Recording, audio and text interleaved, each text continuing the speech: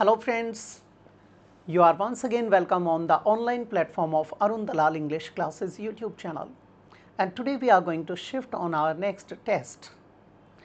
ये जो टेस्ट हम डिस्कस करने जा रहे हैं अपनी टेस्ट सीरीज़ के अंदर, यानी आपके टेस्ट की श्रृंखला के अंदर, ये दूसरे नंबर का टेस्ट है और ये आपकी हेल्प करता है जितने भी आपके टेस्ट आते हैं उनसे रिलेटेड जितनी भी इंफॉर्मेशन यहाँ आती है उन सारी के ऊपर प्रकाश डालने में, उसे समझने में। बेटे, कोई भी टेस्ट होता है तो वो ऐसा नहीं होता कि वो एक पर्टिकुलर प्रोफेशन या डेजिग्नेशन के लिए ही है, वो दूसरे के साथ भी कोरिलेट होकर चलता है, क्योंकि हम क्या पढ़ रहे हैं, लैंग्वेज। और बेटे लैंग्वेज इंग्लिश लैंग्वेज है तो वो इंग्लिश सबके लिए समान रहती है, तो इसमें जितने भी प्रकार के प्रश्न बनते हैं उनके बारे में चर्चा करेंगे और इसको थॉरोली डिस्कस करेंगे। ध्यान देंगे प्लीज़। भिड़ते ही हमारे सामने क्या आया बेटा, कॉम्प्रीहेंशन। सबसे पहले कॉम्प्रीहेंशन को देखते हैं कि कॉम्प्रीहेंशन को निपटाना कैसे होता है। हम वैसे ही टुकड़े कर करके पढ़ेंगे, एक एक चीज़ को जानने और समझने की कोशिश करेंगे। पहले कहता है बेटा स्ट्रीट थिएटर। बेटा स्ट्रीट थिएटर क्या होता है, सबसे पहली बात यही आती है। स्ट्रीट होती है आपकी लेन, आपकी जो गली होती है, उस गली को क्या कहते हैं, उस एवेन्यू को क्या कहते हैं, स्ट्रीट। थिएटर क्या होता है, जो ड्रामा होता है, प्ले होता है, कोई भी परफॉर्मेंस होती है that is done in street, that is known as street theatre. ये स्ट्रीट थिएटर्स क्या होते थे, आपने देखा होगा अपने गांव में कई बार रूरल एरियाज़ के अंदर सांग वगैरह होते हैं। क्यों किए जाते हैं बेटे, वो किए जाते हैं अपने समाज के अंदर अवेयरनेस लाने के लिए।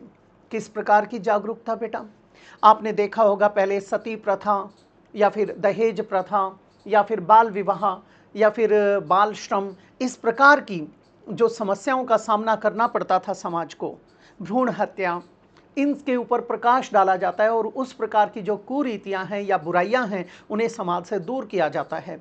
उसके लिए कौन काम करता है, इस प्रकार के जो हमारे थिएट्रिकल एक्टर्स होते हैं, परफॉर्मर्स होते हैं, वे करते हैं, वे समाज में जागरूकता लाते हैं। तो ये स्ट्रीट थिएटर की बात की गई है। Street theatre in India, Bharat के अंदर और कहीं नहीं, इंडिया की बात की गई है। Is a well established ancient art form. अब ये क्या है, एक बहुत ही सुदृढ़ किस्म की आर्ट फॉर्म है जो अच्छे तरीके से क्या है, एस्टेब्लिश हो चुकी थी। ये क्या है, well established ancient dance art form है बेटा, जिसके द्वारा हम अपनी अभिव्यक्ति समाज के सामने देते हैं। फिर कहता है डिस्पाइट। एक बात का ध्यान रखेंगे, डिस्पाइट का मतलब होता है इंस्पाइट ऑफ। इंस्पाइट ऑफ का मतलब होता है के बावजूद, यानी कॉन्ट्रास्ट को दिखाया जा रहा है। एक चीज़ याद रखना कि डिस्पाइट के बाद एग्जामिनर ऑफ लगा कर देता है आपके एग्जाम्स में, ख़ास तौर पे जो ग्रेजुएशन लेवल के होते हैं, जैसे एसएससी सीजीएल आदि हो गया, सीपीओ हो गया, इस प्रकार के एग्जाम्स के अंदर डिस्पाइट के साथ ऑफ लगाएगा। एरर्स में हमें उसे हटाना है। इंस्पाइट के साथ ऑफ लगेगा, डिस्पाइट के साथ नहीं लगेगा। Is it clear? अब दूसरी बात आती है बेटा, के बावजूद द प्रोलिफरेशन। प्रोलिफरेशन का मतलब क्या होता है, sudden increase in the number और amount of something, that is known as proliferation. ठीक है। अब ये कहता है the proliferation of modern means of entertainment. जितने भी हमारे मनोरंजन के आधुनिक साधन आए हैं उनके बावजूद ये क्या है बेटा, एक well established ancient art form है। फिर कहता है एंड कम्युनिकेशन, और जो एंटरटेनमेंट और कम्युनिकेशन, कम्युनिकेशन का मतलब होता है संप्रेषण। संप्रेषण का मतलब क्या है, जो हम एक दूसरे के साथ करते हैं बेटा, उसको क्या कहते हैं, उसे कम्युनिकेशन कहते हैं। कम्युनिकेशन में क्या आ जाएगा, द एक्टिविटी और a process of expressing ideas and feelings और giving people information, that is communication. ठीक है, कम्युनिकेशन में यही चीज़ें आती हैं। फिर कहता है street theatre continues to flourish in India. उसके बावजूद क्या है, जो स्ट्रीट थिएटर है वो जारी रहा, उसने अपनी इटर्निटी को बनाए रखा, कॉन्टिन्यूटी को बनाए रखा। किसमें, इम्प्रूवमेंट की तरफ चलता ही चला गया, उसने अपनी जगह को बरकरार रखा। ये बात बोली गई है। फिर कहता है they create psychological impact on the people. अब यहाँ पर इसका क्या प्रभाव पड़ता है बेटे, साइकोलॉजिकल इफेक्ट पड़ता है, इन्फ्लुएंस पड़ता है। इम्पैक्ट का मतलब क्या है, इफेक्ट और इन्फ्लुएंस। ठीक है। ये हमारे जो लोग हैं उनकी मानसिकता के ऊपर प्रभाव डालता है। साइकोलॉजिकली उन्हें क्या करता है, उन्हें डायरेक्शन देता है, तो उसकी बात की गई है। ठीक है। साइकोलॉजिकल में क्या आ जाता है, connected with a person's mind and the way in which it works, that is known as psychologic. ठीक है। तो साइकोलॉजिकली ये इफेक्ट डालता है। Street theatre as a channel, बेटे जो स्ट्रीट थिएटर है एक चैनल की तरह, channel of communication, has for centuries, शताब्दियों से, बीन प्रोपागेटिंग रिफॉर्म्स, वो क्या कर रहा है, प्रोपागेट। प्रोपागेट का मतलब क्या होता है, इसमें भी वही बात आती है किसी चीज़ का प्रचार करने की। तो बेटे जब किसी चीज़ को फैलाया जाता है, स्प्रेड किया जाता है, जब उसके ऊपर प्रकाश डाला जाता है, that is known as propagate, यानी to spread an idea, a belief, a piece of information among many people, that is known as propagate. तो बेटा ये क्या करता है, जो स्ट्रीट थिएटर है एक चैनल ऑफ कम्युनिकेशन, संप्रेषण के चैनल के रूप में, हैज़ फॉर सेंचुरीज, शताब्दियों से, बीन प्रोपागेटिंग रिफॉर्म्स, ये क्या कर रहा है, सुधारों को प्रोपागेट कर रहा है। ठीक है। अब ये रिफॉर्म क्या था बेटा, जो चेंजेस होते हैं समाज के अंदर लाए जाते हैं उनको क्या कहते हैं, उन्हें रिफॉर्म्स कहते हैं। ठीक है। To improve a system, an organization, a law, etc. by making changes to it, that is known as reform. Reformation क्या होता है, रिफॉर्मेशन होता है जिसमें बदलाव लाने की कोशिश की जाती है। तो ये ला रहा है बाय हाईलाइटिंग, किस चीज़ को हाईलाइट करते हुए, by throwing light on something और समबडी, किसी चीज़ पर प्रकाश डालते हुए। हाईलाइट का मतलब क्या होता है, पॉइंटिंग समथिंग आउट, किसी चीज़ को पॉइंट आउट करना। टू एम्फेसाइजिंग समथिंग, जब टू एम्फेसाइज समथिंग, किसी चीज़ को एम्फेसाइज करना, स्ट्रेसफुली उसकी अभिव्यक्ति देना। स्ट्रेसिंग, अंडरलाइनिंग, या फिर आप कह सकते हैं अंडरस्कोरिंग, ये सारे के सारे इसके अर्थ बन जाएंगे। कहता है has been propagating reforms by highlighting, underlining, emphasising, stressing, और मैंने क्या बताया था, underscoring, social, economic and political issues, सामाजिक, आर्थिक और राजनीतिक मुद्दों पर, इश्यूज मतलब जो अफेयर्स हैं, मैटर्स हैं इन द सोसाइटी, समाज के अंदर। Theatres are not affected by the modern means of entertainments unlike in the older days. बेटे जो पुराने टाइम की बात की जाती है, पुराने टाइम में प्रभाव पड़ता था, कैसे पड़ता था उसको देखेंगे। अनलाइक का मतलब क्या होता है, ऑपोजिट। अनलाइक क्या है, ऑपोजिट है। अब ये इतने काम करता है बेटे, क्या कहा इसने, theatres are not affected, theatres के ऊपर कोई प्रभाव नहीं पड़ता, दे आर नॉट इन्फ्लुएंस्ड और directed by the modern means, जितने भी आधुनिक साधन हैं उनके द्वारा, ऑफ एंटरटेनमेंट्स, मनोरंजन के जितने भी साधन हैं, unlike in the olden days. अब ये ओल्डन डेज की बात क्यों की गई है यहाँ पर, इसलिए की गई है, पुराने टाइम में क्या होता था, अलग तरीके से चलता था। अब उसके साथ अगर कॉन्ट्रास्ट करके देखा जाए तो पहले से अब ज़्यादा विकास हुआ है। पहले हमारे जो ये थिएट्रिकल ड्रामाज होते थे, स्ट्रीट थिएटर्स होते थे, इनके पास सोर्सेज नहीं थे, लेकिन अब थोड़े से सोर्सेज भी तो ऐड हुए हैं मॉडर्निज्म के साथ। ठीक है। तो ये प्रभावित नहीं हुए हैं, अपनी चीज़ की अभिव्यक्ति उसी प्रकार से देने की कोशिश कर रहे हैं। ठीक है। आगे कहता है बेटे, the performance is no longer restricted to village और small localities of the city. आज एक चीज़ और देखने को मिलती है, पहले ये क्या होते थे, आपके छोटे छोटी जगहों तक, स्मॉल सिटीज़ में या रूरल एरियाज़ में, वहीं तक रिस्ट्रिक्टेड होते थे, कंस्ट्रेंट होते थे, कन्फाइंड होते थे उनकी सीमा तक। लेकिन अब क्या हुआ है, अब ये फैल चुके हैं, शहरों तक भी आना शुरू हुआ है। कहता है the performance is no longer restricted to village और small localities of the city.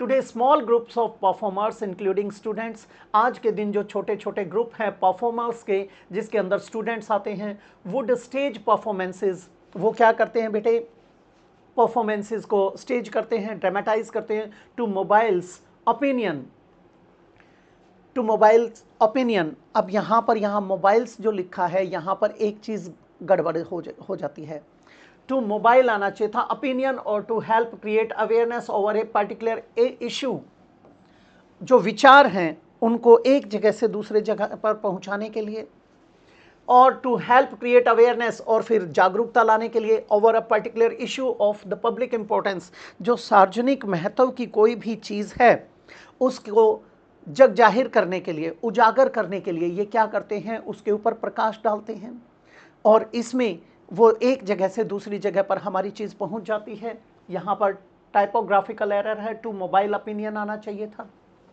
Themes like child abuse, इसका थीम क्या होता है, इसका मेन मुद्दा क्या होता है, मोटो क्या होता है। मोटो में आ जाता है हमारे जो मेन थीम्स आते हैं, सोशल जितनी भी हमारी कुरीतियाँ हैं, अब्यूज़ हैं, उनको दूर करने के लिए सबसे पहले किसको हाईलाइट करता है, चाइल्ड अब्यूज़। चाइल्ड अब्यूज़ में क्या आ जाता है, जो हमारा एक्सप्लॉयटेशन ऑफ चिल्ड्रन है उसको क्या कहते हैं, चाइल्ड अब्यूज़ कहते हैं। आप लोगों को 12th स्टैंडर्ड में एक पाठ भी पढ़ाया गया था बेटा, उस पाठ का नाम था लॉस्ट स्प्रिंग। जो बच्चों का अपना बचपन गुम हो जाता है, उनके जीवन की जो बसंत की बहार है वो खो जाती है, उसकी चर्चा की गई थी। तो इसका थीम क्या है, सबसे पहले चाइल्ड अब्यूज़। फिर क्या कहता है, एड्स, ठीक है, एड्स अवेयरनेस, एड्स के प्रति जागरूकता लाना। बेटे पहले समाज के अंदर अगर कोई भी एड्स का पेशेंट होता था तो उसको इन्फीरियरिटी के साथ देखा जाता था, हीन भावना के साथ देखा जाता था, उसके साथ उठना बैठना समाज बंद कर देता था। लेकिन आज लोगों में जागरूकता लाई गई है, किन के माध्यम से, इन स्ट्रीट थिएटर्स के द्वारा, कि किसी परिवार में किसी व्यक्ति को अगर एड्स हो जाती है तो वो एक दूसरे के संपर्क में आने से, जस्ट टच करने से, उनके साथ भोजन करने से नहीं फैलती। तो इस तरीके से लोगों की मानसिकता को क्या किया गया, विस्तृत किया गया। फिर क्या कहता है बेटे, एंड डोमेस्टिक वायलेंस। और आपने देखा होगा डोमेस्टिक वायलेंस के अक्सर केसेस आया करते थे, उसमें भी जागरूकता लाई गई है। उसमें क्या होता था, उसमें स्त्री या पुरुष दोनों में से किसी एक को हिंसा का शिकार होना पड़ता था, उसके लिए भी कदम उठाए गए हैं, उन्हें समाधान दिया गया है, उन्हें एक डायरेक्शन देने की कोशिश की गई है। तो वो क्या था, आपका डोमेस्टिक वायलेंस। फिर कहता है बेटे, are some of the areas, ये कुछ पर्टिकुलर क्षेत्र हैं, highlighted by contemporary street theatre troupe. Highlighted by, highlighted अभी अभी पहले भी आया था, जिसको हाईलाइट किया गया है, एम्फेसाइज किया गया है, जिसको दर्शाया गया है, ठीक है, किसके द्वारा, हमारे जो इस प्रकार के स्ट्रीट थिएटर ट्रूप्स वगैरह हैं। ट्रूप का मतलब क्या होता है, एक ग्रुप ऑफ एक्टर्स और singers, performers etcetera who work together, that is troupe, ठीक है। एक TROOP ट्रूप होता है, वो ट्रूप क्या होता है बेटे, आपके दल या टुकड़ी होता है, फौज की होती है जैसे, ठीक है। अब उनके द्वारा क्या किया, अच्छा, कंटेम्प्रेरी, कंटेम्प्रेरी का मतलब यहाँ पर क्या है, यहाँ आया मॉडर्न वाली सेंस में, और वैसे कंटेम्प्रेरी क्या होता है, समकालीन होता है, ठीक है, belonging to the same time, modern time, यहाँ मॉडर्न के लिए आया। जैसे ये विकास है और ये कविता है, इनके बारे में लिखा जाए कि भाई ये किस समय के थे, तो कहा जाएगा ये दोनों ही एक ही समय के थे, तो they were contemporaries belonging to the same time, ठीक है, belonging to the present time, यहाँ प्रेजेंट के लिए आया है। Modern street theatre troupe, unlike in regular drama, opposite to regular drama, street drama employs very little props and images. जो modern drama है, regular drama चल रहा है, उसके अंदर लोग क्या यूज़ करते हैं, प्रॉप्स यूज़ करते हैं। ये प्रॉप्स क्या होते हैं बेटे, प्रॉप्स होते हैं छोटी मोटी कुछ चीज़ें अपने साथ ले लेते हैं, जैसे पीस ऑफ वुड और मेटल हो गया, ठीक है, जो क्या करता है, सपोर्ट करता है, ठीक है, या फिर उसको पोजीशन में बनाए रखने में हेल्प करता है। आपने देखा होगा जो टाइट रॉप वॉकर्स होते हैं, वो अपने साथ एक पाइप सा ले लेते हैं बैलेंस बनाने के लिए। आपने देखा होगा कुछ हमारे बैले डांसर्स होते हैं, वो प्रॉप यूज़ करते हैं, सॉर्ड वगैरह ले लेते हैं, तलवार ले लेते हैं। तो ये क्या होते हैं, प्रॉप्स होते हैं।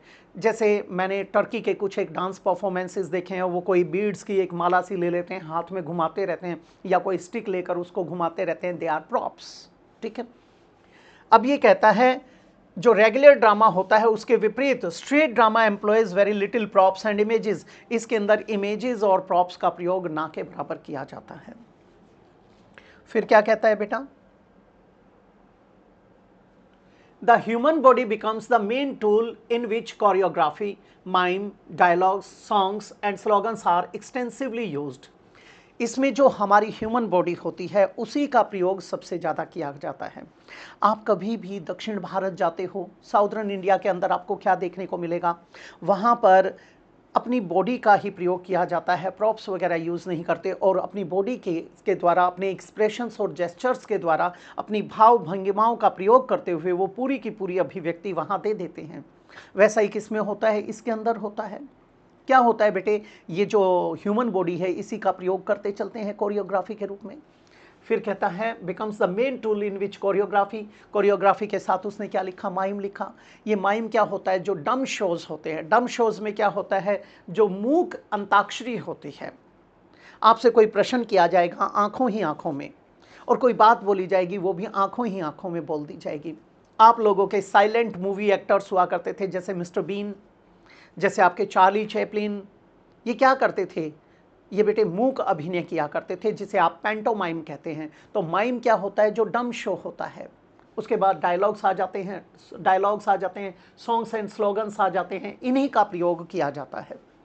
फिर कहता है street theatre is one of the most intimate media.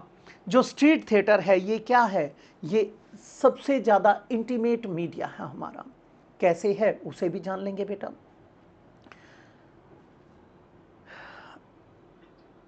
जिसमें एक बहुत ही क्लोज रिलेशनशिप आ जाता है, फ्रेंडशिप आ जाती है, that is known as intimate. ठीक है, प्राइवेट एंड पर्सनल वाली सेंस में भी आता है, ऑफन इन ए सेक्सुअल वे, वहाँ पर यूज़ किया जाता है इंटीमेट। दूसरा किस कहाँ यूज़ किया जाता है? Having a close and friendly relationship, that is intimate. अब ये क्या कहता है? Intimate media, most intimate media है जो क्लोजनेस को दिखाता है। It appeals to the emotions, ये किस चीज़ को जागृत करता है या छूने की कोशिश करता है? हमारे इमोशंस को। टू क्विक साइकोलॉजिकल इम्पैक्ट, और जो हमारे ऊपर एक इसका मनोवैज्ञानिक क्या पड़ता है? प्रभाव पड़ता है। ऑन ऑडियंसेस, किसके ऊपर? हमारे ऑडियंस के ऊपर। By being local and live, they are also able to establish not only direct contact with the audience, but also by being cost effective and flexible, they are popular among all age groups. अब इसके फ़ायदे भी बहुत हैं। अगर इसकी cost की बात की जाए तो उसके बारे में जाना जाए तो ये बड़े सिंपली परफॉर्म किया जा सकता है, काफ़ी सस्ती चीज़ों के साथ। अब ये क्या कहता है यहाँ पर? By being local and live, ये स्थानीय होने के कारण और लाइव होने के कारण they are also able to establish not only direct contact with the audience. Audience के साथ क्या होता है? इनका सीधा सीधा संप्रेषण होता है, सीधा सीधा संपर्क होता है। ये क्या है? आपने देखा होगा स्ट्रीट थिएटर में या जो थिएटर्स होते करते हैं लोग, एक्टर्स, उनके पास सिर्फ रिहर्सल का टाइम मिल सकता है पहले, लेकिन रीटेक्स नहीं होते, उसके अंदर किसी प्रकार की कोई कास्टिंग नहीं होती। जबकि मूवीज़ में क्या होता है? आपके कैरेक्टर्स होते हैं, एक्टर्स या एक्ट्रेसेस होते हैं, उनके बार बार रीटेक्स लिए जाते हैं। उसमें आपके मॉडर्न जो टेक्नोलॉजी है उसके द्वारा भी उसको कास्ट किया जाता है, ढाला जाता है अलग अलग अंदाज में, उसके इफ़ेक्ट्स दिखाए जाते हैं। जबकि आपका जो थिएटर है इसमें सीधा संपर्क होता है, इसमें कोई रीटेक नहीं होता। दूसरा क्या है बेटे? But also by being cost effective, और कॉस्ट इफेक्टिव होने के कारण एंड फ्लेक्सिबल, और थोड़ा लचीलापन लिए होने के कारण they are popular among all age groups. ये क्या होते हैं? सारी की सारी एज ग्रुप्स के अंदर लोकप्रिय होते हैं। ऐसा क्यों? अब बेटे आपने देखा होगा जो क्रीमी लेयर है या एलिट्स हैं वो ऐसी जगहों पर जाना पसंद नहीं करते, उनके लिए अपना एक स्टेटस सिंबल बना हुआ है। जबकि ये चीज़ें क्या करती हैं? आम जन के मन को छूने की कोशिश करती हैं, इसीलिए ये हर एज ग्रुप्स में लोकप्रिय होती चली जाती हैं और समाज के हर क्षेत्र में भी लोकप्रिय होती चली जाती हैं। आगे कहता है बेटे, बस इतना ही था हमारा ये। इसके बाद क्या आ जाता है? हमारे क्वेश्चंस आए हैं, एक एक क्वेश्चन को समझने की कोशिश करेंगे बारीकी से। Street theatre is dash to stage, nothing to stage. बेटे नथिंग तो हो ही नहीं सकता। इसने जब हमारे समाज को सुधारने का बीड़ा उठाया है तो इसकी इंपॉर्टेंस तो बहुत ज़्यादा है, तो ये नथिंग तो हो नहीं सकता। नॉट रीजनेबल, बेटा रीजनेबल कौन सा होता है? एक ऐसी कीमत होती है जो पूरी तरह से प्रासंगिक होती है, तर्क संगत होती है, फेयर है, सेंसिबल है, प्रैक्टिकल है, उसको हम क्या कहते हैं? रीजनेबल। नॉट रीजनेबल यानी अनरीजनेबल, तो ये गलत हो गया। कॉस्टली, बेटा कॉस्टली होता तो आम जन तक कैसे पहुंचता? हमारे ग्रामीण परिवेश के जो लोग हैं वो पूरी तरह से साधन संपन्न तो नहीं हैं, ऐसे में बेटे उन तक पहुंचाना है तो थोड़ा सा कॉस्ट इफेक्टिव बनाना पड़ेगा, उनकी पॉकेट के अनुसार ढालना पड़ेगा। नेक्स्ट है कॉस्ट इफेक्टिव, बेटे यहां पर क्या बन जाएगा, ये बन जाएगा। नेक्स्ट है आपका स्ट्रीट थिएटर। यूजुअली जो स्ट्रीट थिएटर होता है वो अक्सर dash with issues of public importance, dash with issues, issues मतलब मैटर्स, अफेयर्स, मुद्दे जो पब्लिक इंपॉर्टेंस के, सार्वजनिक महत्व की चीज़ें होती हैं उनको डैश करता है। डज नॉट डील, बेटे एक बात आई थी कि ये किसको डील करता है, सार्वजनिक मुद्दों को। डज नॉट डील आ गया तो ये तो गलत हो गया, ठीक है, एलिमिनेट हो जाएगा। Is performed, usually is performed with issues of public importance, is performed में सेंस नहीं बनती हमारी। इज डिस्टेंट, ये बिल्कुल ही गलत हो गया। Deals, deals with issues of public importance, ये किस चीज़ को सॉर्ट आउट करने की कोशिश करता है, जो हमारे सार्वजनिक मुद्दे होते हैं, जो हमारे समाज में कुरीतियां हैं, सोशल एब्यूजेस हैं, उनको, उनके अंदर रिफॉर्म्स लाने की कोशिश की जाती है, तो ये डील करता है उनमें। ये नहीं होता तो इज परफॉर्म्ड विद इश्यूज, हम इसका प्रयोग कर सकते थे लेकिन वो विद लगाकर फिर सेंस गलत हो जाती है।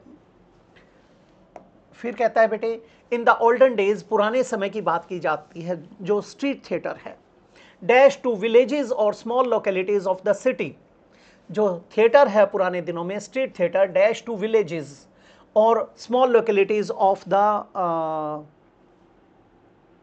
सिटी। अब जो शहर की छोटी छोटी लोकेलिटीज हैं, अब वहीं तक सीमित होता था ना, गांव से शहरों में आना तो इसके लिए थोड़ा सा दिक्कत देता था, तो was opened, opened to villages, बेटे हो सकता है वहीं तक खुला हुआ था। वॉज नॉट रिस्ट्रिक्टेड, बेटे रेस्ट्रिक्टेड था, कन्फाइंड था, कॉन्सेंट्रेड था। वॉज एंटरटेन्ड, गलत हो गया। वॉज रिस्ट्रिक्टेड, हमें ये क्लियरली दिया गया, ये आ जाएगा, ये हमारा एलिमिनेट हो जाएगा। पुराने समय में स्ट्रीट थिएटर क्या था, वॉज रिस्ट्रिक्टेड टू विलेजेस और small localities of the city, ठीक है, ये बन जाएगा।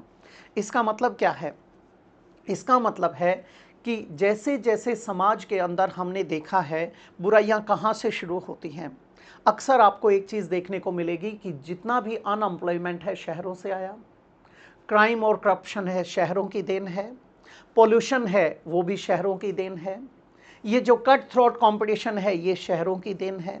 ग्रामीण परिवेश में आपने देखा था सारे लोग इकट्ठे मिलकर रहा करते थे और जो कम संसाधन होते थे उसमें भी सबकी गुजर बसर अच्छी होती थी।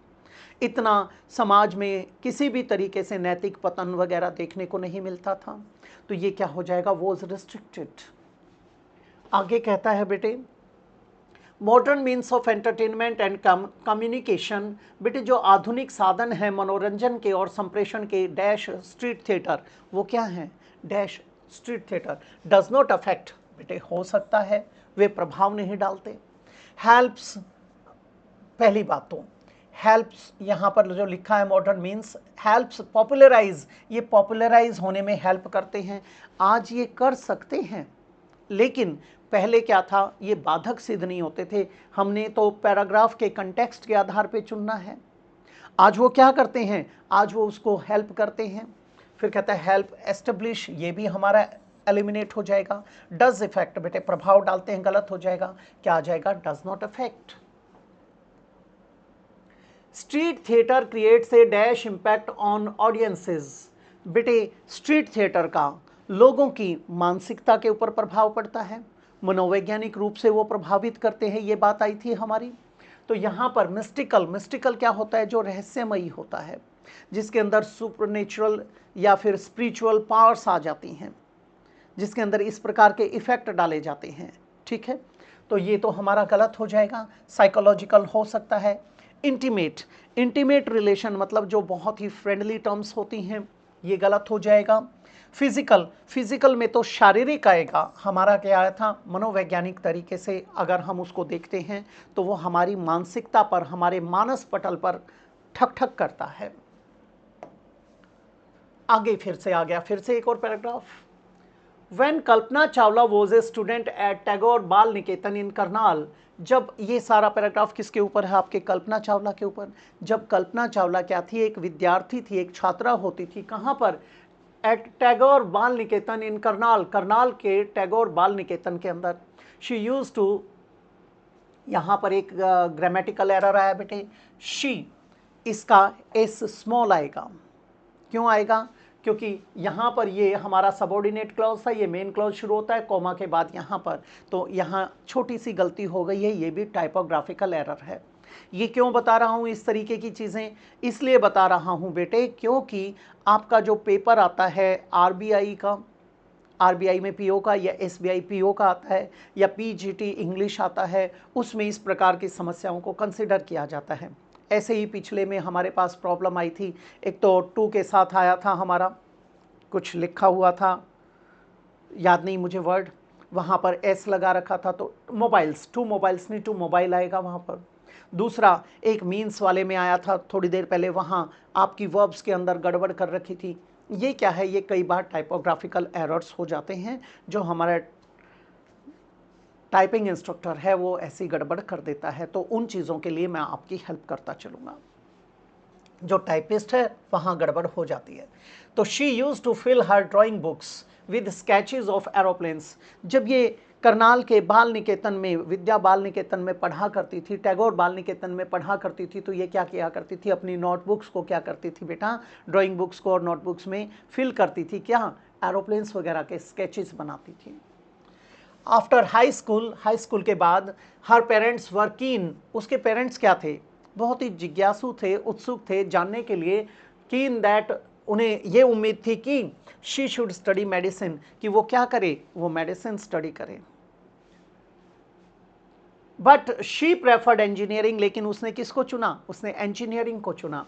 She chose aeronautics. एरोनॉटिक्स क्या होता है बेटा, एरोनॉट्स, एरोनॉट कौन होते हैं, एरोनॉट्स होते हैं बेटे आपके जो ये स्पेस में जाते हैं उनको क्या कहते हैं, एरोनॉट्स कहते हैं, सॉरी एस्ट्रोनॉट्स कहते हैं, यानी अंतरिक्ष यात्री। एरोनॉटिक्स क्या होता है बेटे, the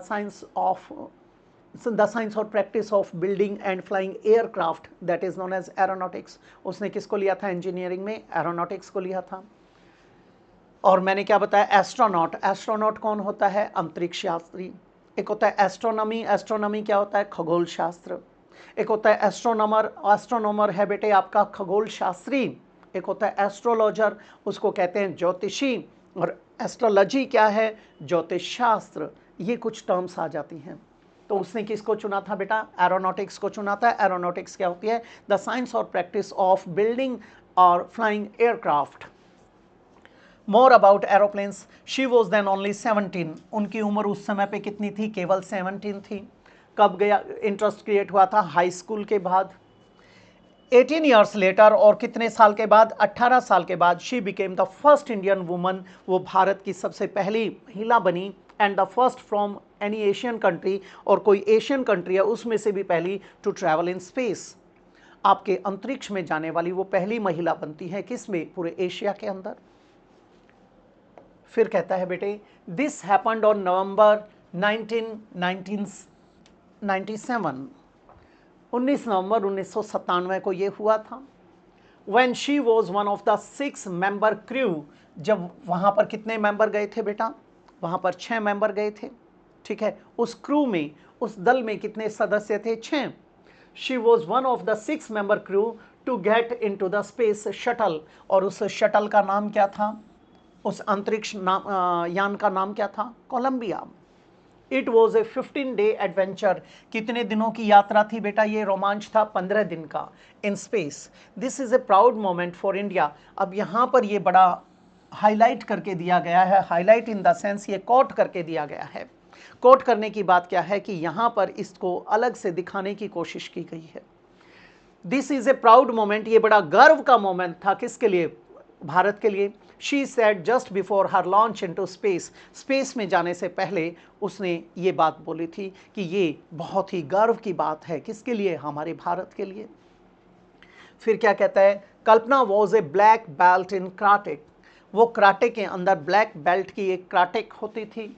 N expert in swimmer, swimming भी अच्छी जानती थी। भरतनाट्यम आर्टिस्ट, और भरतनाट्यम की एक कलाकार थी, अदाकारा थी। एंड अ पोइट, एक कवियत्री भी थी। Who once wrote about the gypsies of Karnal, जिसने जिप्सीज ऑफ करनाल के बारे में लिखा था। ये जिप्सीज क्या होते हैं बेटे, जो कारवां होता है, कारवां को बोल देते हैं जिप्सी, ठीक है। कुछ ऐसे पीपल होते हैं जो ट्रैवल करते रहते हैं, और किस में रहते हैं बेटे, कारवांस में रहते हैं, उनको क्या बोलते हैं, उनको जिप्सीज बोलते हैं। ये था पैराग्राफ आपका। अब चलते हैं इसके क्वेश्चंस के ऊपर। The word that means study of flying aircraft. Study of flying aircraft हमने थोड़ी देर पहले पढ़ा था एरोनॉटिक्स, ठीक है। अब इसमें भिड़ते ही पहला ही आ गया एरोनॉटिक्स, यही हमारा हो सकता है। फिर कहता है एरोप्लेन्स, ये गलत हो जाएगा, ये तो एयर बसेस हो गई। फिर कहता है इंजीनियरिंग, बेटे इंजीनियरिंग के अंदर ही ये स्पेसिफिक कोर्स किया था उसने, तो ये गलत हो जाएगा। स्पेस, हाँ ये गलत हो जाएगा। स्पेस की बात आती तो हम एस्ट्रोनॉमी लिखते हैं, ठीक है, खगोल शास्त्र वगैरह की बात करते हैं, then she would become an astronomer. और अगर ज्योतिष शास्त्र की बात करते तो इसे एस्ट्रोलॉजी बोलते हैं। फिर वो क्या कहलाती है, एस्ट्रोलॉजर, लेकिन वो तो क्या थी, एरोनॉटिक्स में गई थी। फिर कहता है बेटे the number of people who accompanied Kalpana on her space travel was. अब बेटे वो टोटल कितने मेंबर्स थे, वो क्रू के अंदर, पूरे दल के अंदर 6 थे। अब यहाँ पर लिखा है the number of people who accompanied. अब यहाँ पर हु अकम्पनीड लिखने का मतलब है ये कल्पना चावला है, इसके साथ कितने गए थे, यानी इसके साथ 5 गए थे, तभी तो ये कितने हुए, तभी तो 6 हुए। तो यहाँ पर क्या आ जाएगा हमारा 5, the number of people who accompanied. और अगर टोटल नंबर लिखते तो हम क्या लिखते, फिर 6 लिखते। यहाँ पर कुछ बच्चे गड़बड़ कर देते हैं, वो कहते हैं जी पढ़ा कुछ था और मिल कुछ और गया, तो ऐसी गलती मत करना। फिर कहता है बेटा Kalpana Chawla travelled in space in a vehicle named. अब वो जिस यान के अंदर गई थी उस यान का नाम क्या था, कुछ कोलंबिया वगैरह था। पहला ही आया कोलंबिया, ये हो सकता है नासा, एलिमिनेट हो जाएगा। जिप्सी, बेटे जिप्सी करनाल के जिप्सीज के बारे में, ठीक है, नोमैड्स के बारे में, जो खाना बदोश हैं, ट्रैवलर्स हैं, उनके बारे में तो लिखा था, गलत हो गया। टाइटैनिक, बेटे टाइटैनिक तो वो जहाज़ था जो 1912 में जलमग्न हो गया था, आपके अटलांटिक ओशियन में डूबा था, जिसे अनसिंकेबल का टाइटल भी मिला हुआ था। वैसे टाइटैनिक का मतलब क्या होता है, टाइटैनिक का मतलब होता है जो बहुत ही विशाल होता है, उसको क्या कहते हैं, Titanic. Very large, important, strong or difficult, that is known as Titanic, ठीक है। This is a proud moment for India, this refers to the day when. अब बेटा ये जो प्राउड का, गर्व का दिन था, ठीक है, ये किस चीज़ को रेफर करता है। आपने देखा था जब कल्पना चावला स्पेस यान में जाने से कुछ पल पहले अपनी बात बोलती है, वो यही थी। अब यहाँ पर व्हेन कल्पना चावला वो 17 ईयर्स ओल्ड, बेटे एलिमिनेट हो जाएगा। 17 साल की थी, उसके 18 साल के बाद वो स्पेस में गई थी, कुछ ऐसा कॉन्सेप्ट आया था। फिर कहता है कल्पना ट्रैवल्ड इन स्पेस, बेटे ये हो सकता है, ठीक है। Kalpana got admission in an engineering college, बेटे इंजीनियरिंग कॉलेज में एडमिशन मिला था, उसको कहती है नहीं। फिर कहता है कल्पना वो सिलेक्टेड फॉर स्पेस ट्रैवल, बेटा ये हो सकता था स्पेस ट्रैवल के लिए सिलेक्ट हुई, लेकिन उसने ये तब नहीं बोला था कल्पना ट्रैवल्ड इन स्पेस, जब वो स्पेस में ट्रैवल करती है उस वक्त ये बोला था, ठीक है, सिलेक्शन के लिए नहीं बोला था। उसमें लिखा हुआ था just before she went into the space. Which of the following statements about Kalpana Chawla is wrong, उसके बारे में कौन सा कथन सत्य नहीं है, यानी गलत है। यहाँ ट्रू और फॉल्स आ जाते हैं। पहला कहता है she spent her childhood in Karnal, बेटे ये ट्रू है हमारा। She wanted to study medicine, बेटे ये फॉल्स है हमारा। वो तो इंजीनियरिंग में जाना चाहती थी, but her parents wanted her to do so, वो चाहते थे उसके माता पिता वो क्या स्टडी करे, medicine. She is the first Indian woman space, बेटा इन स्पेस, ठीक है। इंडियन वुमन, यहाँ पर प्रेपोजिशन की गलती आ गई, इन स्पेस ये हो सकता है, ट्रू है ये। She was an expert swimmer, बेटे बिल्कुल ठीक है, उसके स्विमिंग के बारे में बोला गया था कि वो कराटेक भी थी, वो अच्छी स्विमर भी थी। तो हमारा इसके अंदर क्या आ जाएगा, पी ऑप्शन, क्योंकि हमें किसको चुनना था, रॉन्ग को, फॉल्स को। I often suffer from dash back एक, बेटे कई बार ये बैक एक आता है, कई बार ये हेड एक आता है, इसके साथ हम आर्टिकल का प्रयोग करते हैं। अगर ये पर्टिकुलर टाइप का होता तो हम द का प्रयोग करते, अब द एलिमिनेट हो जाएगा। दूसरी बात, यहाँ पर बैक एक जो आया है इसके अंदर आपने क्या देखा, किस प्रकार की ध्वनि आई है, क ख ग घ ड़ की। अगर ए आ ई की आवाज़ आती तो हम एन लगाते, अब एन भी एलिमिनेट हो जाएगा। अब हमारे पास बच गए दो। जब हम इसकी बात करते हैं बैक एक, हेड एक, तो इससे पहले आर्टिकल इंट्रोड्यूस कराते हैं, तो ये भी कट जाएगा। हमारा क्या आ जाएगा, I often suffer from a back ache. He always speaks dash truth. अब बेटे कॉलोकेशंस होती हैं आपकी। कॉलोकेशन का मतलब होता है जैसे आप कई बार क्या कहते हो, मेक अ नॉइस, शोर करने के लिए कहते हो, ठीक है। ऐसे ही सिंग अ सॉन्ग, जैसे काउंट द बीड्स, ऐसे बोलते हो। तो ये जो शब्द हैं एक दूसरे के साथ मिलकर आते हैं। वैसे यहाँ आया स्पीक्स डैश ट्रूथ। अब आर ट्रूथ तो गलत हो जाएगा, ये हमारा एलिमिनेट हो गया। एन आ नहीं सकता, नो आर्टिकल गलत हो गया। हम क्या लगाते हैं, स्पीक द ट्रूथ। और अगर यहाँ आता टेल तो हम लगाते हैं टेल अ लाई। लाई के साथ क्या लगाते हैं, ए, टेल द लाई नहीं, टेल अ लाई। और स्पीक द ट्रूथ ये पर्टिकुलर वैसे आता है। क्यों? क्योंकि ये किसी चीज़ के साथ उस समय पे कनेक्टेड है, इसलिए इसके साथ ऐसा लगाया जाता है। We stopped for dash cream tea on dash way back home. बारीकी से समझना। पहली बात तो अगर यहाँ देखते हैं on the way back home होता है, ऑन वे बैक होम नहीं होता। इसका मतलब यहाँ पर द आएगा, ऑन द वे। अब पहला एलिमिनेट हो गया, नो आर्टिकल्स वाला एलिमिनेट हो गया, बच गए दो। We stopped for the ice the cream tea on the way back home.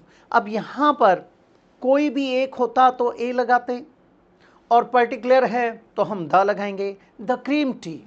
तो दोनों के अंदर ये आ जाएगा, क्या बना देंगे, D option. We have to. अब ये क्या है, आपके जंबल्ड सेंटेंसेस आए हैं बेटे। वी हैव टू, टू के बाद हमें क्या चाहिए यहाँ पर, टू के बाद वर्ब का फर्स्ट फॉर्म चाहिए, ठीक है। टू इन्फिनेटिव बनेगा यहाँ पर। We have to as we see it गलत हो गया। We have to speak the truth हो सकता है। We have to there is गलत हो गया। We have to even if गलत हो गया। हमारा किससे शुरू होगा बेटा, क्यू से। क्यू नंबर 1 पर आएगा। अब क्यू पहले में दिया गया है, बी एलिमिनेट हो गया, सी हो सकता है, डी एलिमिनेट हो गया। अब हमने 2 को एलिमिनेट कर दिया। अब आगे देखते हैं। We have to see, we have to speak the truth. अच्छा, पहले में देखते हैं एज वी सी इट। ये इट क्या है, we have to speak the truth as we see it. There is falsehood and darkness, बेटे there is falsehood and darkness as we see it गलत हो गया। There is falsehood and darkness even if all around us, as we see it even if all around us there is falsehood and darkness। अब बड़ा आसान हो गया है। we have to speak the truth, ये आने के बाद as we see it, किसको, ट्रूथ को, see it even if all around us there is falsehood and darkness, even if all around us there is, ये even if के बाद हमें क्या चाहिए था, फिर हमें इस प्रकार से जोड़ना पड़ेगा, ये क्लॉज जोड़ना पड़ेगा। ऑल इवन इफ के बाद हमें ये देयर क्या बना, डमी सब्जेक्ट बना, इंट्रोडक्टरी सब्जेक्ट, ये इसका प्रेडिकेट बन गया, और ये बीच में एडवर्बियल फ्रेज आ गया। तो एस और के बाद आर आएगा, एस के बाद आर आएगा, क्यू से शुरू होगा तो क्यू के बाद पी आ जाएगा। हमारा बन गया ए ऑप्शन, ये एलिमिनेट हो जाएगा। द रिसेंटली ओपन्ड, इसके अंदर भी चीज को समझने की कोशिश करेंगे। द रिसेंटली ओपन्ड हौज खास विलेज, बेटा हौज खास विलेज, विलेज को तो ओपन किया नहीं जाएगा, गलत हो जाएगा। पार्क ब्लूची, ये पार्क ब्लूची ये हो सकता है, ये भी क्यू से शुरू। द रिसेंटली ओपन्ड हैज, बेटे हैज टेकन, यहाँ पर तो हमें सब्जेक्ट की जरूरत है, और सब्जेक्ट भी क्या, ये सिंगुलर वर्ब है तो सिंगुलर सब्जेक्ट चाहिए, यानी पीछे सिंगुलर चाहिए। बाय स्टॉर्म हैज टेकन, बेटे गलत हो जाएगा हमारा, ठीक है। हौज खास विलेज हैज टेकन, बेटे ये हो सकता है। फिर कहता है द कैपिटल्स गुरमेज, बेटा गुरमेज के साथ तो ये अपने आगे तो जुड़ नहीं सकता, इसका मतलब हौज खास विलेज, ये जो है ये सब्जेक्ट बनेगा आर का, यानी हमारा पी आर इकट्ठा आएगा, पी आर इकट्ठा आएगा। और the recently opened has taken E on hospitality haunt by storm, ये गलत हो गया। इसका मतलब हमारा क्यू से शुरू होगा, ये एलिमिनेट हो गया, ये एलिमिनेट हो गया। उसके बाद देखिए पी आर इकट्ठा कहाँ है, पी आर यहाँ इकट्ठा है, यहाँ आर पी हो गया, एलिमिनेट हो गया, हमारा क्या आ जाएगा इसमें भी, ए ऑप्शन। अब इसे पढ़कर देख लीजिए। The recently open park ब्लूची eight Hauz Khas village has taken the Capitals Gurmej on hospitality haunt by storm, ये बन जाएगा। We have the pleasure, uh double room गलत हो गया बेटा, पी से शुरू नहीं हो सकता, पी से इसने एक दे रखा है, ये हमारा एलिमिनेट हो जाएगा। आप एक एक करके भी एलिमिनेट करेंगे तो भी बात बन जाएगी। We have the pleasure for 5 days from September 4 to September 8, बेटे सेंस नहीं बनाता, क्यू से कोई दे रखा है, नहीं दे रखा। We have the pleasure that we have reserved, बेटे आर से शुरू हो सकता है। We have the pleasure in informing you, बेटा एस बेटर है हमारा। अब आर वाला एलिमिनेट हो जाएगा, आर वाला एलिमिनेट हो गया, बचा क्या, बी। अब हम इसको फाइनलाइज नहीं करेंगे, हम इसको वेरीफाई करेंगे। We have the pleasure in informing you that we have reserved what, a double room with bath, ये बन जाएगा। फिर क्या आ जाएगा, for 5 days from September 4 to September 8, हमारा पूरी तरह से ये वेरीफाई हो गया। Whenever he went to the town nowadays, बेटे यहां पर आया nowadays, यहां पर आया जब कभी भी वो कहां जाता है बेटे, he went to गया कहां पर, टाउन में, nowadays। अब वहां पर went दिया गया है, went पास्ट टाइम रेफरेंस को बता रहा है। जब कभी भी वो गया, फिर कहता है आजकल, सेंस गलत हो गई। he lavishly spends a lot of money, यहां पर क्या आया, he lavishly spends। अब हम इसके टुकड़े कर करके देखें तो भी बात क्लियर हो जाएगी बेटा। कैसे हो जाएगी, वेन एवर एक कंजंक्शन की तरह आया है, ही हमारा सब्जेक्ट है, वेंट हमारा पास्ट इंडेफिनिट टेंस, इसके साथ टू हमारी प्रेपोजिशन, द किसके लिए आया, टाउन के लिए आया, टाउन हमारा नाउन है, द टाउन पूरा ऑब्जेक्ट बन गया किसका, टू का, और टू द टाउन क्या है, वेंट के बाद आया है, ये हमारा एडवर्बियल फ्रेज बन गया, किसका जवाब दे रहा है, वेयर का, एडवर्बियल फ्रेज ऑफ प्लेस। फिर क्या कहता है, नाउएडेज, ये फिर से एडवर्ब आ गया बेटा। फिर कॉमा क्यों लगाया, क्योंकि दूसरा मेन क्लॉज शुरू हो रहा है, कंजंक्शन पहले आ चुकी, ही हमारा फिर से सब्जेक्ट है, लेविशली किसके लिए आया, स्पेंड्स के लिए, स्पेंड्स हमारी वर्ब है, ये क्या बन गया, एडवर्ब। अलॉट ऑफ मनी, आ किसके लिए आया, अलॉट ऑफ किसके लिए आया, आपके मनी के लिए, वो एडजेक्टिव बन गया, मनी हमारा नाउन है, और स्पेंड्स का ये ऑब्जेक्ट बन गया। अब गलती कहाँ है, जब कभी भी वो गया नहीं जाता है, इसका मतलब वेंट की जगह पे क्या आ जाएगा, ही के साथ फर्स्ट फॉर्म लगेगी गो, लेकिन ही हमारा सिंगुलर सब्जेक्ट है तो गो भी सिंगुलर आएगा, तो गो का सिंगुलर क्या हो जाएगा, गोज, ही गोज। अब पहला हमारा एलिमिनेट हो गया क्योंकि ये बिल्कुल ठीक था। ही स्पेंड्स, बेटा ये भी एलिमिनेट हो गया क्योंकि ये भी ठीक है। नाउएडेज, ये भी बिल्कुल ठीक लिखा हुआ है। पहले क्या लिखा करते थे, अच्छा यहाँ पर हाइफन लगा देते हैं कई बार इधर, नाउअडेज, वो भी एक्सेप्टेबल है और ये भी एक्सेप्टेबल है। क्या आ जाएगा हमारा, D option, when ever he, यहां पर क्या लिख देंगे बेटा, गोज, ये आ जाएगा। नेक्स्ट है बेटे, when our company was faced financial difficulties, the training budget was the first to be cut, इसे भी बारीकी से समझ लेंगे। when एक कंजंक्शन है, और किसके लिए आया, कंपनी के लिए, कंपनी नाउन है, ये एडजेक्टिव बन गया, कौन सा एडजेक्टिव, पॉजेसिव एडजेक्टिव, ठीक है। और आर कंपनी क्या है, हमारा पूरा सब्जेक्ट है, किसका, इस वॉज का। अब ये सिंगुलर सब्जेक्ट था, singular verb I, was faced. अब यहीं पे गड़बड़ हो गई, बी के साथ थर्ड फॉर्म आया, पास्ट पार्टिसिपल आया, ये तो उसने पैसिव बना दिया। जब कभी भी हमारी कंपनी को फेस किया गया फाइनेंशियल डिफिकल्टीज, सेंस गलत हो गई, ठीक है। या तो होना चाहिए whenever our company faced financial difficulties, ये होना चाहिए, या फिर क्या होना चाहिए, whenever our company was facing financial difficulties, ये होना चाहिए। ये फाइनेंशियल किसके लिए आया, डिफिकल्टीज के लिए, ये पूरा क्या बन गया, ऑब्जेक्ट किसका, उस फेस वर्ब का।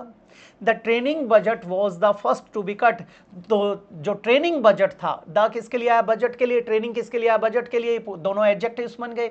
द ट्रेनिंग बजट पूरा हमारा सब्जेक्ट बन गया किसका, वॉज का, वॉज द फर्स्ट, ये क्या है, the first to be cut, ये टू बी कट हमारा पैसिव वॉइस आ गया, ये हमारा क्या बन गया, एडजेक्टिव की तरह आया, कॉम्प्लीमेंट है पूरा का पूरा। अब एरर वहां पर आ गया, when our company was faced, अब हमारा फेस्ड फाइनेंशियल डिफिकल्टीज, ठीक है, या तो हमें क्या करना चाहिए, वॉज फेसिंग करना चाहिए, या जब कभी भी उसने सामना किया। अब जब कभी भी सामना कर रही थी कंपनी या कंपनी ने सामना किया, when our company was facing financial difficulties, ये लिखा जाए कर रही थी, या जब कभी भी हमने सामना किया, दोनों में अंतर है, ठीक है। तो यहां पर वॉज के बाद क्या आ जाएगा, वॉज फेसिंग फाइनेंशियल डिफिकल्टीज, तो ये बन जाएगा। अब इस वॉज को रख लिया जाएगा, हम यहां के क्या कर देंगे, फेसिंग, ठीक है। जब कभी भी वो सामना कर रही थी तो हमने क्या किया, उसे काट दिया। जब कभी भी उसने सामना किया तो ट्रेनिंग बजट को क्या क्या था, पहले कट किया गया। अब दोनों में से एक का चुनाव, फिर से वही बात आ गई। अब यहां पर बच्चे कंफ्यूज हो जाते हैं, ये हमारा सही था, द ट्रेनिंग बजट वॉज, ये सही है, एलिमिनेट कर दिया। The first to be cut, ये भी ठीक हो गया। अब इसमें और इसमें कहां पर, सोचो, शाबाश। When I went there, he was sleeping, जब मैं वहां गया, ठीक है, वो सो रहा था, पास्ट इंडेफिनिट टेंस आया। दूसरी बात, when I saw her, he was eating food, जब मैंने उसे देखा खाना खा रहा था। अब यहां पर was facing या faced, हम इसको काट देंगे और यहां पर सेकंड फॉर्म कर देंगे। एरर किस में बनेगा, बी के अंदर। समझ में आया, ठीक है। तो when our company faced financial difficulties, जब सामना किया तो ऐसा था, वॉज फेसिंग नहीं आएगा। यहां पर हम जो इसको एकदम से उड़ा देते हैं, जैसा मैंने आपको कंफ्यूज करने के लिए किया, ऐसे ऐसे मत करना, सोचना, ठीक है। आपने सिंपली क्या बोला, व्हेन वी मेट देयर, जब हम वहां मिले, he was already waiting for me, वो पहले ही मेरा इंतजार कर रहा था। हम वहां मिले, सेकेंड फॉर्म लगाई, ठीक है। When I took notice of the situation, जब मैंने उसे नोटिस किया, क्या आ गया, सेकेंड फॉर्म। क्लियर हो गया, गुड। तो क्या आ जाएगा, वॉज एलिमिनेट हो जाएगा, ए में एरर आ जाएगा हमारा। When our company was facing, sorry गलत बोल गया, ये वॉज एलिमिनेट हो जाएगा और ये हमारा ठीक रहेगा, ये ठीक था, ये हमने पूरा का पूरा एलिमिनेट कर दिया, हमारा बी में एरर है। Students must paid attention to what the teacher tells them. Students हमारा सब्जेक्ट है, मस्ट एक मॉडल है, प्लूरल सब्जेक्ट है, प्लूरल वर्ब आता है, लेकिन मॉडल आ गया तो मॉडल्स के ऊपर तो प्रभाव पड़ता ही नहीं। पेड, मस्ट के बाद हमेशा, यानी किसी भी मॉडल के बाद हमेशा रूट फॉर्म आती है, base form of the verb आती है, तो बेस फॉर्म के हिसाब से चुना जाएगा। यहां पर क्या है, मस्ट, पेड नहीं, पे। पे वट, अटेंशन, अटेंशन क्या है हमारा, इसका ऑब्जेक्ट बन गया पे का। टू इसके साथ टू प्रेपोजिशन लगाया जाता है। What the teacher tells them, what हमारा क्या है, रिलेटिव प्रोनाउन वो कंजंक्शन बन जाएगा। टू वट, द टीचर क्या है, सब्जेक्ट, और ये इसका प्रेडिकेट, ये भी क्लॉज बन गया। टेल्स वर्ब की फर्स्ट फॉर्म है, टीचर के कारण आया, सिंगुलर सब्जेक्ट सिंगुलर वर्ब, और देम किसके लिए आया, स्टूडेंट्स के लिए आया, ये ऑब्जेक्ट है हमारा, क्या बन गया, पेड की जगह पे आएगा। स्टूडेंट्स मस्ट, बेटे बिल्कुल सही है, एलिमिनेट हो जाएगा, नो एरर हो नहीं सकता। What the teacher tells them, बेटा ये भी एलिमिनेट हो जाएगा क्योंकि बिल्कुल सही है। पेड अटेंशन टू, यहाँ एरर आ गया, यहाँ पर क्या आएगा, पे, मस्ट के कारण। Is it clear? Dash is a number of stars grouped together. अब यहाँ पर आपसे क्या पूछा गया है, आपसे पूछा गया है कुछ वोकैब के बारे में, ठीक है। अब वोकैब में हमें एक एक चीज़ को ध्यान से देखना है। पहला आया कॉन्स्टिलेशन। कॉन्स्टिलेशन क्या होता है, कॉन्स्टिलेशन होता है बेटे जब आपका एक ग्रुप की बात करते हो स्टार्स के, उसको बोला जाता है, you can simply say a group of stars that form a shape in the sky and has a name that is known as constellation.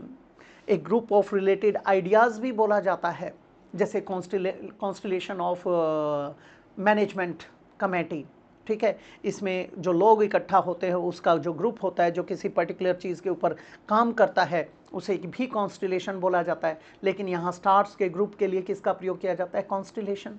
हो सकता है हमारा फाइनल नहीं करेंगे अभी, ठीक है। एक एक चीज़ को मैंने क्या कहा था पहले देखने की कोशिश करेंगे। फिर आया डेलिक्टेशन। बेटे डेलिक्टेशन का मतलब क्या होता है?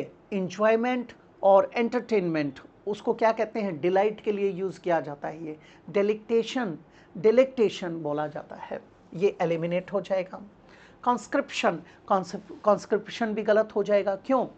आपने अक्सर पढ़ा है, एक शब्द सुना होगा call up, the practice of ordering people by law, कानून के द्वारा जब उन्हें ऑर्डर दिया जाता है to serve in the armed forces, that is known as conscription.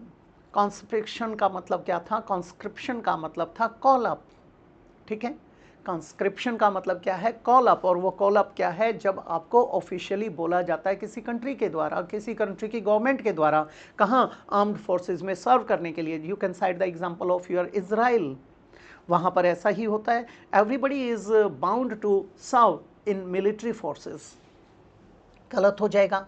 Congregation, बेटे कॉन्ग्रीगेशन क्या होता है? इसे आप क्या कहते हो? अक्सर भक्तगण, किसी भी कोई भी रिलीजियस कार्य होता है, जैसे मैं मोटी सी बात करूं, शाम के समय आपके गंगा के किनारे पर हरिद्वार वगैरह में आप जैसे भक्तजन इकट्ठे हो जाते हैं और वो फिर आरती वगैरह करते हैं, या फिर मोटे तौर पर किसी का शादी ब्याह होता है, निकाह आदि होता है, वहाँ पर जो लोगों का हुजूम इकट्ठा हुआ होता है, उसको वो बड़ा पुण्य कार्य माना जाता है। उसमें भी क्या बोलते हैं? उसे कॉन्ग्रीगेशन कह दिया जाता है।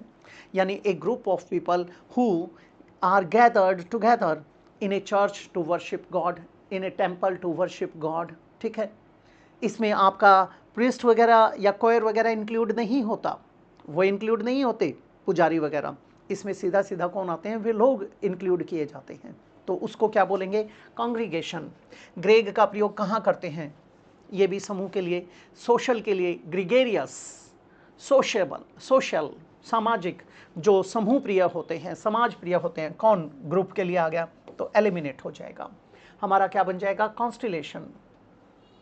He made dash, he made your mention, ये बड़ा अच्छा सेंटेंस है, ठीक है। प्रोनाउन के टॉपिक में अक्सर आपके पेपर में पूछे जाते हैं, 5-6 सेंटेंसेस ऐसे होते हैं। कई बार आप कहते हो I should take your leave now, I should take your leave, अब मुझे इजाज़त दीजिए। बेटे ये गलत होता है, I should take leave of you now, ऐसा बोला जाता है, ठीक है।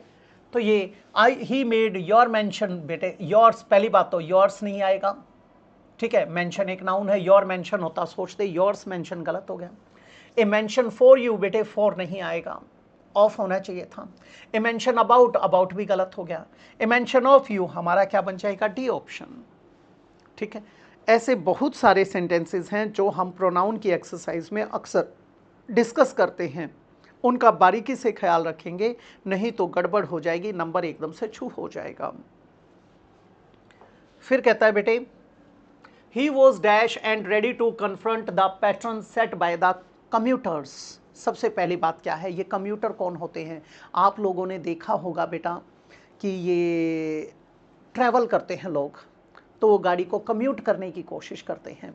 You can simply say a person who travels into a city to work each day, usually from quite far away, ठीक है। उसके लिए कम्यूटर का प्रयोग किया जाता है। और यहाँ पर कम्यूटर्स क्या है? वो इकट्ठे जो ट्रैवल करते हैं वो फिर कम्यूटर्स बोल दिए जाते हैं। जैसे आजकल आपके शेयरिंग करके चलते हैं, तो उस तरीके से। वैसे यहाँ पर कम्यूटर क्या था? जो डेली एक जगह से विजिट करते हैं अपने ऑफिसेज वगैरह में, उन्हें क्या कहते हैं? कम्यूटर्स, ठीक है। He was dash and ready to confront the pattern set by the commuters. He was dash, he was complacent. अब complacent का मतलब समझिए बेटा। complacent का मतलब होता है जो एक तरीके से satisfied है, contented है, ठीक है। जो अपनी सिचुएशन से, अपने हालात आदि से पूरी तरह से सेटिस्फाइड है, कंटेंटेड है, सेटिस्फाइड है, ग्रेटिफाइड है, उसे क्या कहते हैं? कंप्लेसेंट बोलते हैं, ठीक है। आप उसमें कोई चीज़ चेंज नहीं लाना चाहते, उसको क्या कहते हैं? कंप्लेसेंट। तो बेटे he was complacent and ready to confront. अब यहाँ पर कन्फ्रंट की बात आई थी। कन्फ्रंट का मतलब क्या होता है? कन्फ्रंट तो फिर इसके अगेंस्ट चला जाएगा। अब यहाँ जब कन्फ्रंट आया है तो उसके अनुसार सोचेंगे। अब appear and need to be dealt with by somebody, उसको हम क्या कहते हैं? कन्फ्रंट। कन्फ्रंट का मतलब था टू फेस समथिंग, किसी चीज़ का सामना करना, फेस अप टू। ये गलत हो गया। अब ये कंप्लेसेंट है तो फिर वहाँ पर कन्फ्रंट क्यों करेगा? Determined, he was determined and ready to confront. बेटे डिटरमिन्ड का मतलब क्या था? दृढ़ निश्चय कर किए बैठे होना, ठीक है। अब ही वॉज डिटरमिन्ड, वो उसने दृढ़ निश्चय कर रखा था, ऑलरेडी उस चीज़ के लिए प्रिपेयर्ड था, एंड रेडी टू कन्फ्रंट, और उसके खिलाफ जाने की कोशिश में था, तैयार बैठा था। सेट बाय द कमिटर्स, जो कमिटर्स ने एक पैटर्न सेट कर रखा था। ये क्या है? मैं एक मोटी सी बात करना चाहूँगा। हमारे यहाँ से जब ट्रेन जाती है दिल्ली के लिए, तो उस वक्त बेटे जो पैसेंजर्स होते हैं, कम्यूटर्स होते हैं, डेली अप डाउन करने वाले जो हैं, वो किसी भी कंपार्टमेंट या बोगी में अपनी सीट फिक्स कर लेते हैं। क्या उनके पास कोई पर्टिकुलर राइट है उस चीज़ के लिए? नो, नॉट एट ऑल, क्योंकि वो रिजर्व्ड नहीं है। तो वैसे कोई बंदा उनसे पहले आकर सीट ऑक्यूपाई करके बैठ गया, अब उसे वहाँ से हटाया जाए, और वो भी कम्यूटर ही है, डेली आना जाना शुरू किया है उसने, अब वो विरोध तो करेगा। आज वो डिटरमिन करके आया था कि आज कोई उठाएगा तो मैं उसका मुंह तोड़ दूंगा, तो वैसे क्या हो जाएगा? He was determined and ready to confront the pattern set by the committers. ये हो सकता है हमारा। फिर कहता है बेटा इंट्रैक्टेबल। इंट्रैक्टेबल का मतलब क्या होता है? ये भी समझ लीजिए। ये ट्रेसेबल का ऑपोजिट होता है। Very difficult to deal with, उसे क्या कहते हैं? इंट्रैक्टेबल। जब किसी प्रॉब्लम की बात करते हैं किसी व्यक्ति के साथ, या व्यक्ति की या प्रॉब्लम की बात करते हैं, very difficult to deal with, that is known as intractable, ठीक है। तो ये तो हमारा एलिमिनेट हो जाएगा। कंप्लेंट, ही वॉज कंप्लेंट, बेटा बिल्कुल गलत हो गया। ही वॉज डिटरमिन्ड, उसने दृढ़ निश्चय कर रखा था कि आज किसी ने उठाया तो मैं उसे धक्का दे दूंगा ट्रेन से। Antonym of overstrung. अब बेटा स्ट्रिंग क्या होता है? स्ट्रिंग आपकी किसके लिए यूज़ किया जाता है? रस्सी वगैरह के लिए यूज़ करते हैं, ठीक है। अब यहाँ पर क्या कहता है? Antonym of ओवरस्ट्रंग। ओवर का प्रयोग कहाँ करते हैं? जब किसी चीज़ की अति हो जाती है। तो जो अति व्यग्रता को दिखाता है, पूरी तरह से खिंचाव को दिखाता है, उसे क्या कहते हैं? ओवरस्ट्रंग कहते हैं। ओवरस्ट्रंग में क्या आ जाएगा? जब एग्रेसिवनेस आ जाएगी, जब बंदा थोड़ा सा इन्फ्यूरिएटेड होगा, फ्लेयर्ड अप होगा, उसके लिए क्या था? ओवरस्ट्रंग, यानी पूरी तरह से तनावग्रस्त है। जैसे पियानो के अंदर क्या होता है बेटे? उसके लिए यूज़ किया जाता है। With strings set in sets crossing each other obliquely. Obliquely का मतलब है जब वो एक दूसरे के विपरीत ऐसे खींची जाती हैं, उसके लिए बोला जाता है ओवरस्ट्रंग। अब ये एक्साइटेड को दिखा सकता था, टेंशन को दिखा सकता था, एग्रेसिवनेस को दिखा सकता था, एजिटेशन को दिखा सकता है। वे तो सारे के सारे सिनोनिम्स हो गए। हमें क्या चाहिए? हमें तो एंटोनिम चाहिए। एंटोनिम चाहिए तो इसका मतलब जो शांत है, धीर गंभीर है, जिसके अंदर पेशेंस है, वो हो सकता है। अब देखते हैं ये क्या ऑप्शंस देते हैं। एक्साइटेड, एक्साइटेड तो इसका सिनोनिम की कैटेगरी में आ जाएगा बेटे, ठीक है।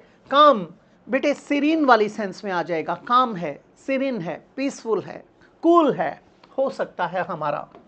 फिर कहता है एंथुजियास्टिक। एंथुजियास्टिक क्या होता है? जो फरवर से भरा हुआ है, जोश से भरा हुआ है। Feeling or showing a lot of excitement and interest about somebody or something is known as enthusiastic, ठीक है। एंथुजियास्टिक क्या हो जाएगा? जोशीला, जेस्टफुल, फुल ऑफ फरवर, ठीक है। गलत हो गया हमारा। चीयरफुल, चीयरफुल यानी हैप्पी, मर्थफुल, इन ए जॉली गुड मूड, ठीक है, उसकी हैप्पीनेस को दिखाने की बात की गई है।